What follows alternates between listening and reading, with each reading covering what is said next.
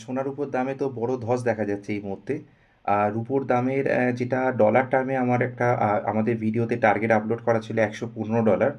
তো রুপো মোটামুটি $117 হিট করার পর সেখান থেকে খুব জোর একটা ফল দেখা গেছে, এখন 32% রুপোর দামে কারেকশান আসছে। যেটা মোটামুটি কারেন্টলি ডলার টার্মে $117 থেকে এখন $77 চলে এসছে। রুপি টার্মে রুপোর দাম এখন মোটামুটি চলছে 2,91,000 টাকা, প্রায় 1,07,000 টাকা রুপো একদিনে ফল করেছে, যেটা একটা মানে ভয়াবহ ক্র্যাশ বলা যেতে পারে। সোনার দামেও যদি দেখা যায়, সোনা মোটামুটি 12% ফল করেছে, 1,49,000 টাকা সোনার দাম চলছে, যেখানে সোনার দাম মোটামুটি 1,80,000 টাকা থেকে দুদিনের মধ্যে সোনার দাম 1,49,000-এ চলে এসেছে।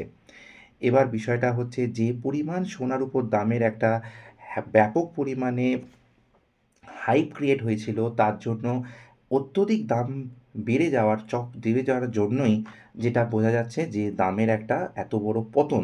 এছাড়াও যেটা বোঝা যাচ্ছে, কোনো বড় ইনভেস্টর বা বড় হাত একটা ব্যাপক পরিমাণে সেল অফ চালাচ্ছে, যার জন্য এই পরিমাণ একটা দামের কারেকশান আসতে চলেছে বা একটা ক্র্যাশ দেখা যাচ্ছে এই মুহূর্তে।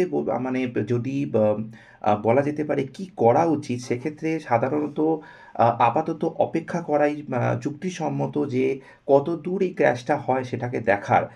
তারপর একটা জায়গায় মোটামুটি দামটা স্টেবল হলে সেক্ষেত্রে চিন্তাভাবনা করা যেতে পারে এটা ইনভেস্টমেন্টের।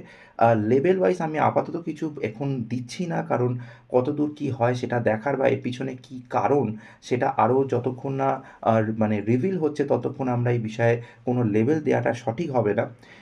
ইনভেস্টমেন্ট পার্সপেক্টিভে এটা বলা যেতে পারে, ইকুইটি ইনভেস্টমেন্ট এখন অনেকটা বেশি যুক্তিসম্মত, কারণ ইকুইটি, মিউচুয়াল ফান্ড, এসআইপি এই ইনভেস্টমেন্টগুলো বর্তমানে করা উচিত বলা যেতে পারে, কারণ এই মুহূর্তে ইকুইটির দাম অনেকটাই কম রয়েছে, আর অনেকটা সেফ। এই এত বড় ক্র্যাশ বা এইসবের সম্ভাবনা ইকুইটিতে কম, 2-10% ওপর নিচে সবসময় হতে পারে, কিন্তু এটা কোনো রেকমেন্ডেশন নয়, কিন্তু এটা আমার ব্যক্তিগত অ্যানালিসিস যে ইকুইটি ইনভেস্টমেন্ট আপনারা ধীরে ধীরে চালু করুন। আর এসআইপি রুটে বা এসআইপি থাকলে সে এসআইপি ইনভেস্টমেন্ট যেটা চলছে সেটাকে আরেকটু বাড়িয়ে দিন। আর সোনার উপর থেকে এই মুহূর্তে যেটা মনে হচ্ছে একটু দূরে থাকা যুক্তিসম্মত।